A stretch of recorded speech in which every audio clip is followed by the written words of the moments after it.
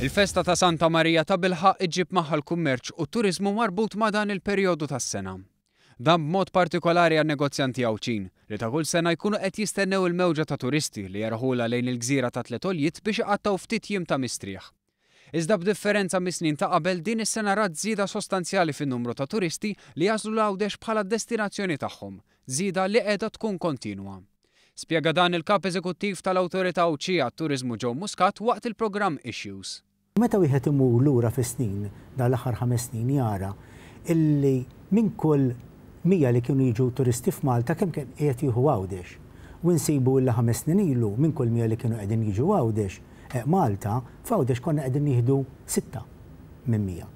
Illum minn 100 6% bażikament.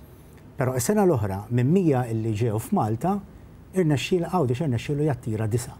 Muscat tkellem ukoll dwar id-deċiżjoni tal-Gvern li jiftaħ fera tal-Uffiċċju Nazzjonali tal-Istatistika f'Għawdex u għafisser dan il-pass bħala ħolma li saret realtà. Fil-fatt l-Uffiċċju Nazzjonali, il-branka tal-Uffiċċju Nazzjonali tal-Istatistika fetħet xi 3 ġimgħat ilu fil-Gżira Awċija. Din kienet waħda mill-ħolmiet tal-Gozo Tourism Association. Intant aktar operaturi fis-settur turistiku Awċi kellhom kliem pożittiv b'reazzjoni għal dak li għaddew minnu tul il-ġimgħa ta' Santa Marija.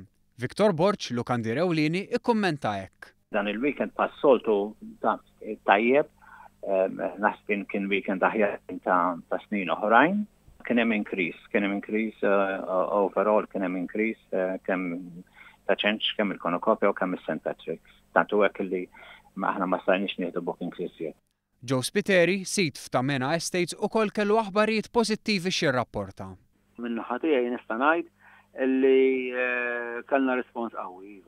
Aħna kellna rispons qawwi u kien tajjeb ħafna u kifat kien spredjat fuq diversi ġranet mhux ġurnata jew 2 u dak kien importanti ħafna għalina.